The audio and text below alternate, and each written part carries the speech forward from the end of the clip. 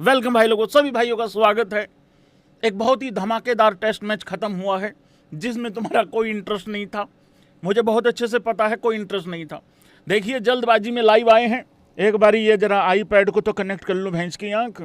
हाँ, कुछ दिखाना विखाना भी तो पड़ जाता है भाई लोगों को, मतलब उस हिसाब से। हाँ, अरे ये क्या चल गया, ये तो गाने चल गए उधर। हाँ यार भाई, देखो इस टेस्ट मैच में क्या मिला अपने को। चलो, हमें तो फिर भी कुछ ना कुछ मिल गया। मैं तो ये सोच रहा हूँ कि अफ़गानिस्तान को क्या मिला है, सिवाय जलालत के क्या मिला है अफ़गानिस्तान को। देखो, अफ़गानिस्तान के पास बहुत ही कम एक्सपीरियंस है, सारी बातें ठीक हैं, लेकिन उन्होंने कुछ ऐसी बेसिक गलतियां करी हैं जो नहीं करनी चाहिए थी। ये और ज़्यादा इंटरेस्टिंग हो जाता टेस्ट मैच। सहमत हो तुम इस बात से? होना ही पड़ेगा तुम लोगों के इस बात से सहमत। मतलब रिव्यू भी नहीं ले रहे हैं, फील्डिंग भी कुछ ऐसा ही गड़बड़ चल रहा है। चलो, सारी चीज़ें ठीक हैं यार, फिर बल्लेबाजी तो कर लेते। चलो, पहली पारी में कोलैप्स हो गया, अरे दूसरी में उससे भी जल्दी, मतलब चौथे दिन का लंच खा के तो जाते कम से कम, वो भी नहीं किया भाई लोगों इन लोगों ने। तो भाई ये कहानी हुई है कुल मिला के। शुभमन गिल मेरी प्रिंस ऑन फायर। इस टेस्ट मैच की हाइलाइट्स बता रहा हूँ, क्या हिस्ट्री हमने क्रिएट करी है। देखो, सबसे बड़ी जीत भारत को इस टेस्ट मैच में मिली है। इसका WTC पॉइंट्स टेबल से कोई लेना देना नहीं था। भारत ने एक पारी और 300 रनों से हरा दिया अफगानिस्तान को। इससे पहले वेस्ट इंडीज़ को 2018 में एक पारी और 272 रनों से हराया था। उससे पहले भाई लोगों अफगानिस्तान को 2018 में भी ऐसे ही हराया था। आई थिंक ये वही है जब अजिंक्य रहाणे ने पूरी अफगानिस्तान टीम को बुला के इकट्ठे फ़ोटो करवाया था। मेरी प्रिंसो भी लाइक ऐ तो दूर जा रहे ठीक है, अपने बंदे। हाँ, नहीं, अफगानिस्तान अच्छा टीम है, बढ़िया लोग हैं ये, ठीक है। 2018 में भाई लोगों एक पारी और 262 रनों से हराया था, और यहाँ पे 564 रन बनाए इंडिया ने। फिर 152 पे ये लोग ऑल आउट हो गए। फॉलो ऑन करवाना ही था क्योंकि सुबह सुबह लड़के लोग फ्रेश थे, कोई ज़्यादा कुछ था नहीं। फिर भाई लोगों दोबारा 112 पे ये फिर धरे गए। वहाँ मानव ने उतना कहर नहीं मचाया। मानव ने पहली पारी में कहर मचाया तो 6 विकेटें वो ले गया भाई लोगों वहाँ पे। तो इस तरीके से ये टेस्ट मैच बेसिकली चला है। मुझे ऐसा लगता है इसमें सबसे भारी नुकसान हुआ है यशस्वी जायसवाल का। सबसे भारी इस टेस्ट मैच का नुकसान ही यशस्वी जायसवाल को हुआ है। मैं स्कोर कार्ड क्या दिखाऊं, मतलब इस टेस्ट मैच का पता ही है सबको, मतलब क्या क्या हुआ है यहाँ पे। यहाँ पे बॉलिंग कार्ड देख लेते हैं इंडिया का, क्या रहा है क्या नहीं रहा है, वो ज़्यादा इंपॉर्टेंट है। देखो, पहली पारी में यहाँ पे मानव ने ली हैं भाई लोगों 6 विकेटें ली हैं पहली पारी में। कितने रन देके? 33 रन देके, सिर्फ 33 रन देके। कृष्णा जी ने भी 3 विकेटें ली हैं 37 रन देके। इकोनॉमी मानव का तो 1.5 का है और 3.3 का है प्रसिद्ध कृष्णा जी का। सिराज को पहली पारी में कोई विकेट नहीं मिला, सुंदर को सिर्फ 1 विकेट मिला था यहाँ पे। तो इसी तरीके से ये कहानी चली है। कुलदीप को भी कोई विकेट नहीं मिला था। तो इस तरीके से रहा पहली पारी में। फिर अफगानिस्तान की दूसरी पारी आती है, वहाँ मानव ही स्टार्ट करता है, लेकिन 1 विकेट लेता है मानव, ठीक है, सिर्फ 1 विकेट मिलती है मानव को। और आगे सबसे बड़ा सवाल जो टाइटल में लिखा हुआ है वो जरा स्पैम करना कि क्या है क्या नहीं है, ठीक है, उसका आंसर स्पैम करना भी आ रहा हूँ। प्रसिद्ध कृष्णा को कोई विकेट नहीं मिला, 3 ही ओवर डाले थे, सिर्फ 6 रन दिए हैं। और कुलदीप यादव ने 30 रन दे के 3 विकेटें ले ली हैं भाई लोगों। यहाँ पे 1 विकेट ली है मोहम्मद सिराज ने। बॉलिंग थोड़ा सा अलग तरीके से चली है दूसरी पारी में। और वाशिंगटन सुंदर ने 4 विकेटें ली हैं पहली पारी में भी, और वाशी भी 4-5 विकेटों वाला बॉलर है भाई। तो इस तरीके से रहा है। बाकी अफगानिस्तान की तरफ से बहुत ही दयनीय स्थिति रही है। दूसरी पारी में तो बिल्कुल इंटरेस्टेड भी नहीं थे वो लोग, बिल्कुल इंटरेस्टेड नहीं थे खेलने में। पहली पारी में तो फिर भी लग रहा था कुछ कर रहे हैं, करना चाहते हैं। ये मुझे लग रहा सिर्फ इसके रहमत के भरोसे आए थे, रहमत शाह के भरोसे आए थे कि ये बनाएगा 270 रन, तब जाके हमारा कुछ होएगा। बाकी तो किसी ने कुछ नहीं किया भाई लोगों। बाकी इस मैच में सबसे बड़ी कहानी वही थी, यशस्वी ने मौका गंवाया, लेकिन केएल राहुल ने बहुत शानदार शतक बनाया। और राहुल के लिए मैं बहुत पर्सनली बड़ा खुश रहता हूँ। कल मैंने राहुल के लिए स्पेशल बातें करी हैं, प्लीज़ कल वाले चैप्टर में ज़रूर देखना। मेरा तो उठना बैठना भी है शेट्टी साहब से थोड़ा साई ने यहाँ पे 81 रन बनाए भाई लोगों। शुभमन गिल ने 126 रन बनाए, एवरेज भी ऑलमोस्ट 44 का है, 11 शतक भी हो चुके हैं। और ऋषभ पंत ने 81 रन बनाए, बड़ी सेंचुरी वो भी कर सकता था, वो भी मिस कर गया। ध्रुव जुरेल भी थोड़ा मिस कर गया यहाँ पे, बॉल ही मिस कर गया, वो तो खैर आउट हो गया था। और वाशिंगटन सुंदर ने बहुत अच्छा, वाशिंगटन सुंदर एक भरोसेमंद खिलाड़ी है भाई लोगों, बॉलिंग से भी और बल्लेबाजी से भी, ये बात तो माननी पड़ेगी। लोग कहते रहते हैं जीटी कोटा जीटी कोटा, यार भाई टैलेंट तो देख लो, मतलब उस हिसाब से यार मानव भी बल्ले से भी अच्छा करता है, बॉलिंग से भी अच्छा करता है। और कल बोल के गया था कि ये 6-7 विकेटों वाला बॉलर है, ले जाएगा ये, और कर जाता है वैसा।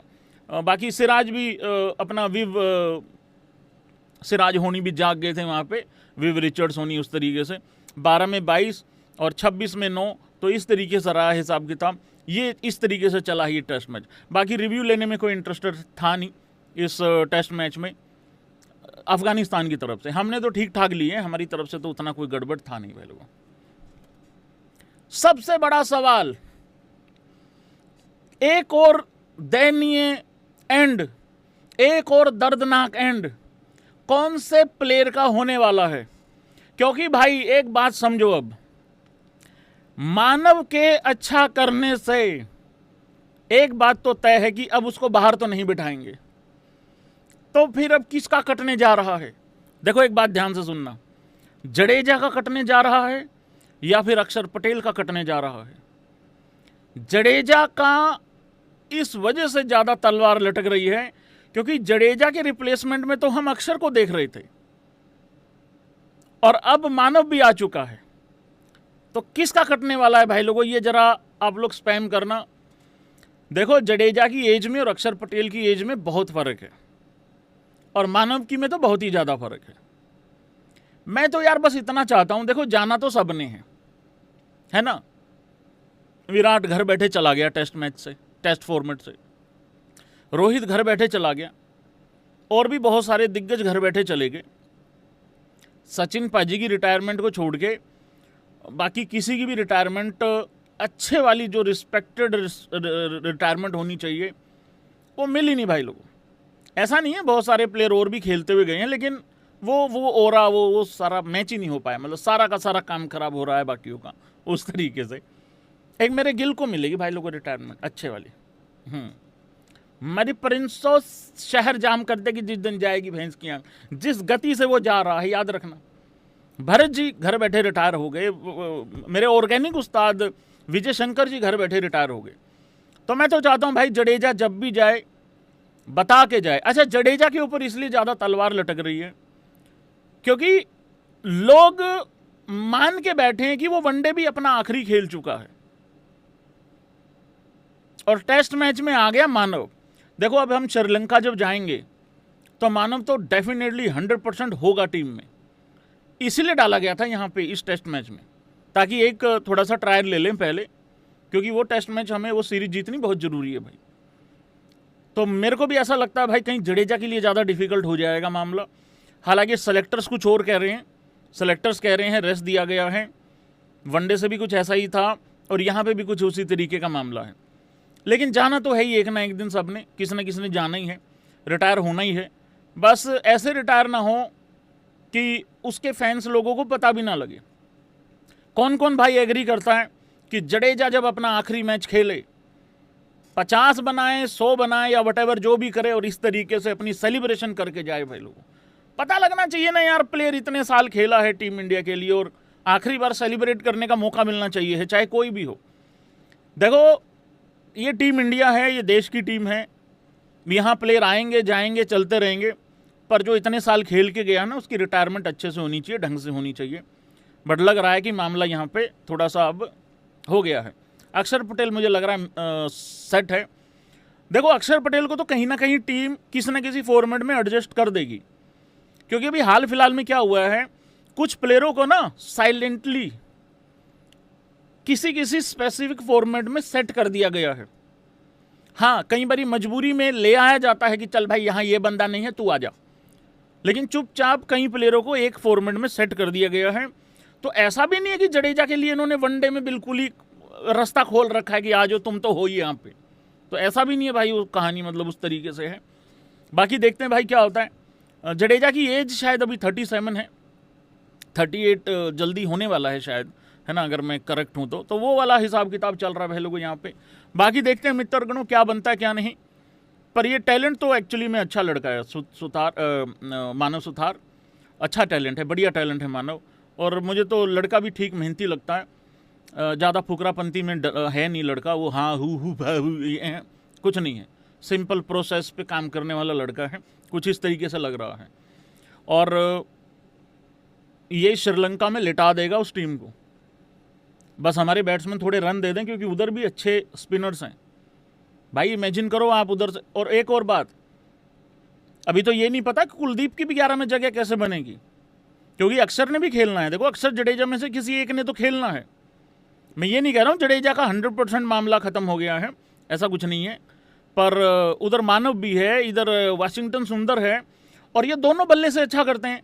और जडेजा, एक बात यहाँ ध्यान से सुन लेना जितने भी हैं, मुझे नहीं पता जडेजा के कितने फैंस लोग हैं यहाँ पे, पर चलो नहीं भी होंगे कोई दिक्कत नहीं है। जडेजा नंबर 1 ऑलराउंडर है टेस्ट में, और किसी रीजन से है भाई, वो प्रॉपर जैसे नंबर 3 का बैट्समैन होता है ना, प्रॉपर टाइम लेके कि मैं खेलूंगा 200 बोले तब जाके 100 बनाऊंगा टाइप, उस तरीके का बैट्समैन है वो।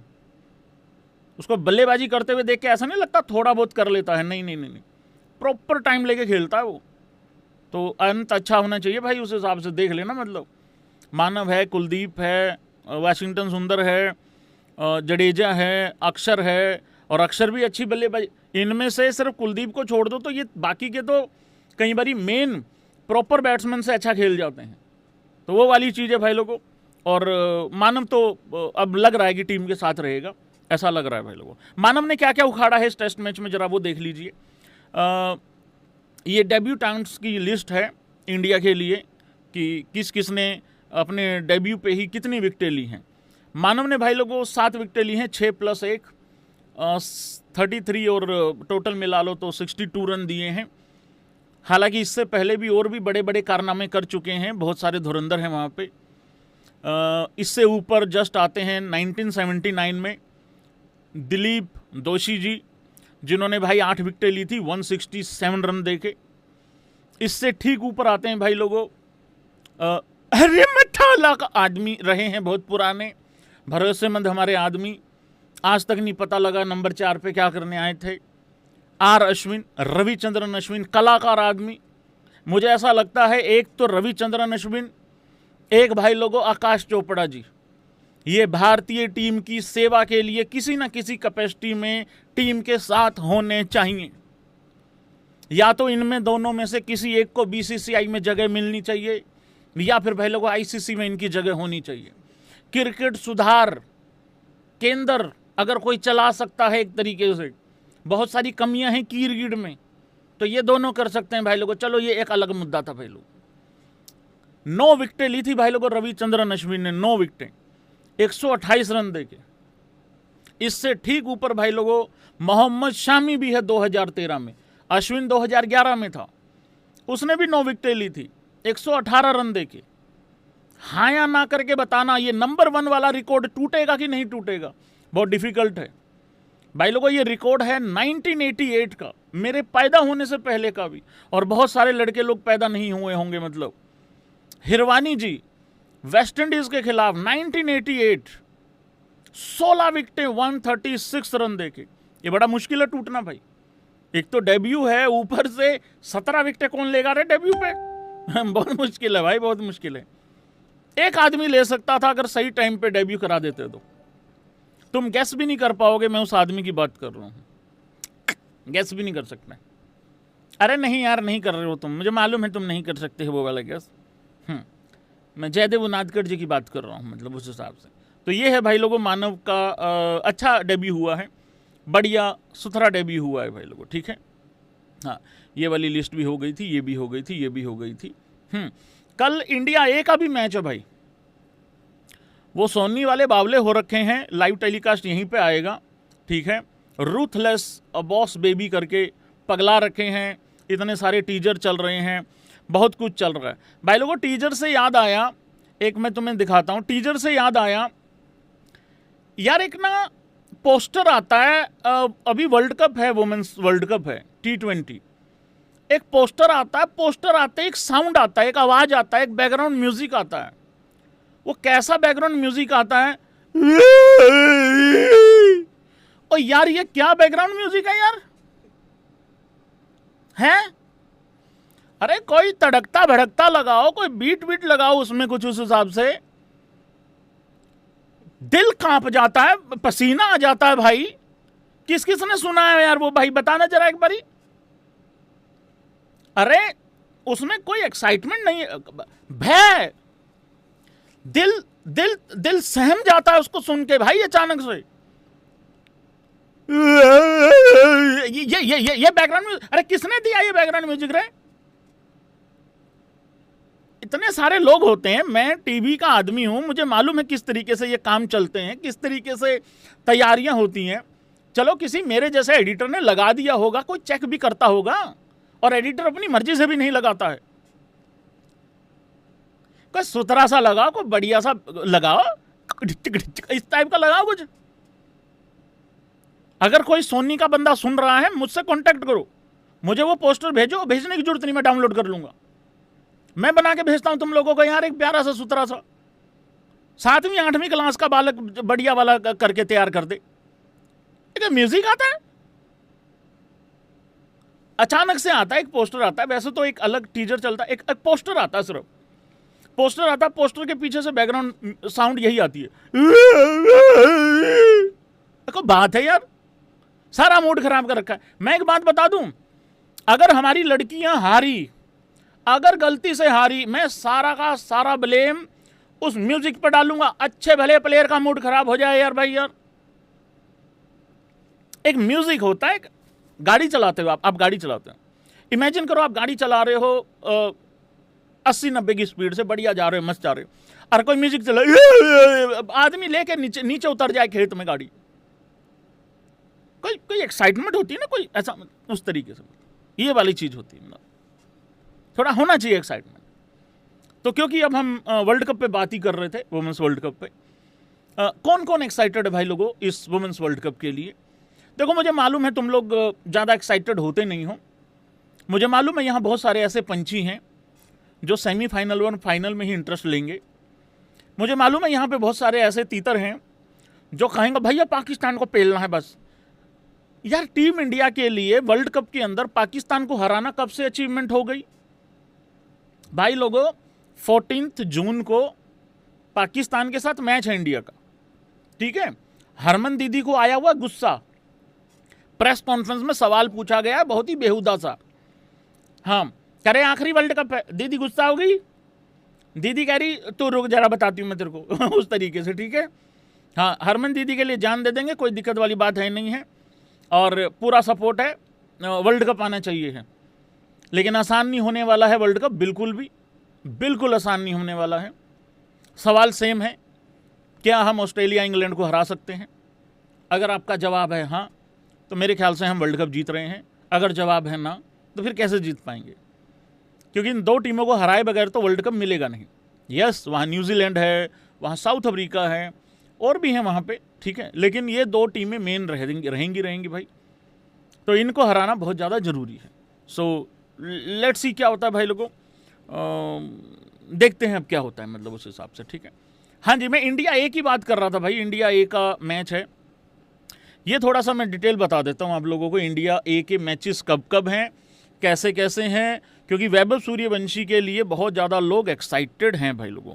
ये बॉस बेबी का तो ये पोस्टर मतलब एक ही बच्चे पे पूरी की पूरी सीरीज जो है ना वो दिखाने की कोशिश कर रहे हैं, मतलब होता है भाई, व्यूवरशिप लेके आनी है, सारी चीज़ें लेके आनी है, और इतनी छोटी सी एज में ये लड़का, यार ये स्टेडियम भर रहा है लड़का अपने नाम पे।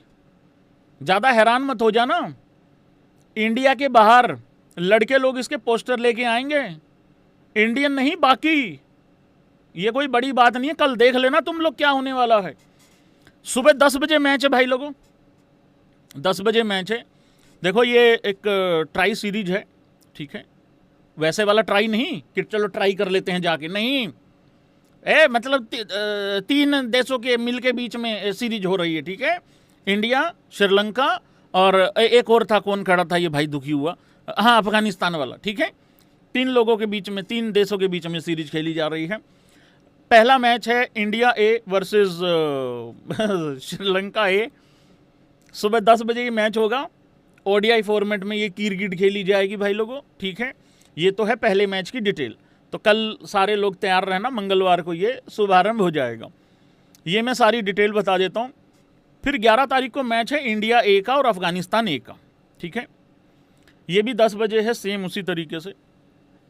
फिर 13 तारीख को मैच है अफगानिस्तान ए और श्रीलंका ए। इसकी किसी को पड़ी है, किसको पड़ी है मतलब?